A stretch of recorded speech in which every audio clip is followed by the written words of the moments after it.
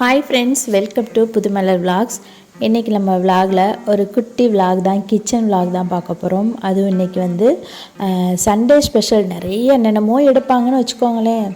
நம்ம வீட்டில் இன்றைக்கி ஒரு கொஞ்சம் சிம்பிளான ஒரு ரெசிபி தான். சண்டே மட்டும் இல்லை, மற்ற டைம்லேயும் டெய்லி விலாக் போடலான்னு ஒரு ஆசை. ஆனால் வந்து வியூஸ் போக மாட்டேங்குது. ஸோ அதனால் வந்து என்றைக்காவது இடையில ஒரு விலாக் அந்த மாதிரி போடலாம் அப்படின்னு சொல்கிறதுக்காக இன்றைக்கி வந்து வீடியோ எடுத்தேன். இன்றைக்கி வந்து ஞாயிற்றுக்கிழமை பார்த்திங்கனாக்கா நான்வெஜ் என்னடா சமைக்கலாம் அப்படின்னு தான் எல்லாருமே யோசிப்போம். நானும் அப்படி தான். சாப்பாடு வச்சிடலாம் குக்கரில். சாப்பாடு ரைஸ் எடுத்துகிட்டு குக்கரில் இந்த அரிசி வந்து பார்த்திங்கன்னா வடிக்கிறதுக்கு தான் ஆக்சுவலாக வாங்குச்சு. ஆனால் இப்போ குக்கருக்கு தான் அந்த அரிசி ரொம்ப நல்லாயிருக்கு. அதனால் வந்து குக்கர்லேயே இப்போ வைக்க ஆரம்பிச்சிட்டேன் அந்த அரிசி தீர வரைக்கும்.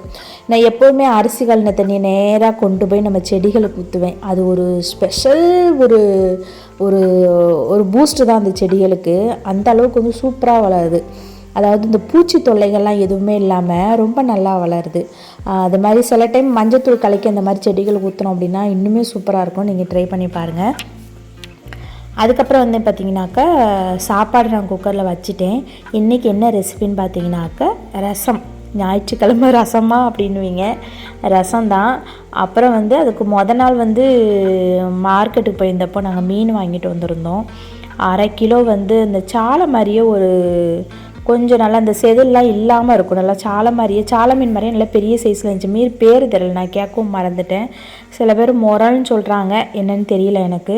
அந்த மீன் வாங்கிட்டு வந்தோம் 1/2 கிலோ. 1 கிலோ 100 ரூபா. நாங்கள் 1/2 கிலோ வாங்கிட்டு வந்தோம் பொரிக்கிறதுக்காக. அதனால் வந்து அந்த மீனை வந்து இன்றைக்கி பொரிக்க போகிறேன். அதனால் வந்து ரசத்துக்கு வந்து அம்மியில் அரைச்சி வைப்பேன் எப்போதுமே.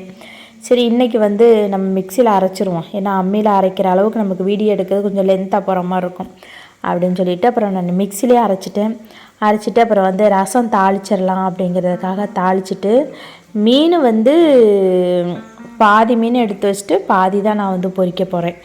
ஏன்னா இன்றைக்கி நாங்கள் 2 பேருக்கு தானே, 2 பேருக்கு ஆளுக்கு ஒரு 2 மீன். ஒரு மீனே போதும். ஏன் அப்படின்னாக்கா அது ஒரு மீன் நல்லா பெரிய பெரிய மீனாக தான் இருந்துச்சு.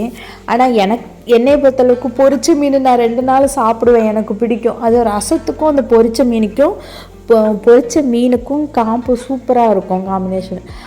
எல்லாருமே சாப்பிடுறது. கூடவே மாம்பழமும் இருக்குது, அதையும் வச்சு தான் சாப்பிட போகிறோம். சாப்பாடு ரெடி ஆயிடுச்சு, ரசமும் ரெடி ஆயிடுச்சு. இப்போ வந்து அதுக்கப்புறம் தான் நான் மீனே கழுவ போகிறேன். ஏன்னா இந்த மீனில் வந்து செதில் இல்லை பார்த்திங்களா, அதனால் நமக்கு ரொம்ப சிம்பிள் தான். செதில் இருந்தால் தான் நமக்கு க்ளீன் பண்ணுறதுக்கு கொஞ்சம் லேட் ஆகும். செதில் இல்லாத பட்சத்தில் வந்து நமக்கு அந்த செலாம்பு குடலை மட்டும் எடுத்தால் போதும். டக்குன்னு 1 செகண்டில் நம்ம கட் பண்ணிட்டு போயிடலாம். அந்த மாதிரி தான் நானும் கட் பண்ணேன். இந்த மீன் பார்த்திங்க அப்படின்னாக்கா இது நாங்கள் சாப்பிட்டுட்டு தானே நான் இப்போ இந்த வீடியோ வாய்ஸ் ஓவர் கொடுக்குறேன். மீன் வந்து ரொம்ப சூப்பராக இருந்துச்சு டேஸ்ட்டு. அதுவும் இந்த பொரிச்சு சாப்பிட்றதுக்கு இந்த மீன் ரொம்ப டேஸ்ட்டாக இருந்துச்சு. ஆனால் நான் இந்த மீனை குழம்பு வைக்கலை. இன்னொரு தடவை ஒரு 3 மீன் வச்சுருக்கேன். அதை வந்து ஒரு குழம்பு வச்சு பார்க்கலாம் டேஸ்ட்டு எப்படி இருக்குது அப்படிங்கிறதுக்காக வச்சுருக்கேன். பொரிக்கிறதுக்கு வந்து பார்த்திங்கனாக்கா ஃபிஷ் ஃப்ரை மசாலா வாங்கி வச்சேன். ஆனால் வந்து நான் அதை மறந்துட்டேன் போடுறதுக்கு மீனில். சரி, அது எப்போதும் போல் நான் என்ன செஞ்சேனாக்கா மஞ்சள் பொடி, மிளகாய் பொடி, உப்பு, கொஞ்சம் பெப்பர் பொடி, அப்புறம் வந்து கார்ன்ஃப்ளவர் இதெல்லாம் போட்டுட்டு நல்லா மிக்ஸ் பண்ணிவிட்டு இதே வந்து இன்றைக்கி பொரிச்சிட்டேன். ஏன்னா நான் எப்போதுமே இப்படி தான் பொரிப்பேன். அப்படி இல்லைன்னா ஒரு தனியாக ஒரு மசாலா வந்து ரெடி பண்ணிவிட்டு பொரிப்பேன். அந்த மசாலாவும் மீன் பொரிக்கிறதுக்கு செம்ம டேஸ்ட்டாக இருக்கும். ஃபிஷ் ஃப்ரை மசாலா வாங்கி ஒன்று வச்சுருந்தேன், எப்படி இருக்கும், டிஃப்ரெண்ட்டாக இருக்குமா என்னென்னு செக் பண்ணலான்ட்டு. அதை இப்போ நான் ஃப்ரிட்ஜில் இருக்கிற மறந்துட்டேன் அப்படியே. சரி, இன்றைக்கி சாப்பிட்டுக்கலாம், இன்னொரு நாள் பொரிக்கும் போது அதை எடுத்து பொரிச்சிக்கலாம் அப்படின்ட்டு நானும் விட்டுட்டேன். மசாலா வந்து பார்த்திங்கனாக்கா கொஞ்சம் நல்லா பிடிக்காமல் நல்லா வந்துச்சு. இந்த தோசைகள் வந்து தான் எனக்கு ஏதோ கொஞ்சம் சரியில்லாமல் இருந்த மாதிரி இருந்துச்சு. கொஞ்சம் லைட்டாக பிடிக்கிற மாதிரி இருந்துச்சு. ஆனால் எப்படியோ நல்லா வந்துருச்சு. மீன் வந்து பொரிச்சாச்சு. இனிமேல் வந்து என் வீட்டுக்காருக்கு பசி எடுத்துகிட்டு போல் சாப்பாடு கேட்டாங்க. சரி, அதனால் இந்த ரெடி ஆயிடுச்சு அப்படின்ட்டு என்ன சமைக்க ஆரம்பித்தது ரொம்ப லேட்டாக தான். நான் 12 மணிக்கு மேலே தான் சமைக்க ஆரம்பித்தேன். சரி, ஒரு ரசமும் மீன் பொரிக்கிறது தானே, அதனால் வந்து லேட்டாக செய்யலாம், சூடாக சாப்பிட்லாம்ல அப்படிங்கிறதுக்காக லேட்டாக செஞ்சேன். அப்புறம் அவங்களுக்கு ஒரு பிளேட்டில் சாப்பாடு வச்சுட்டு நல்லா நிறைய ரசமும் ஊற்றிட்டு ஒரு மீனும் வச்சு கொடுத்துட்டேன். அவங்களும் சாப்பிட்டு கொடுத்துட்டோம் அப்படின்னாக்கா எனக்கும் நான் வச்சுக்குவேன்.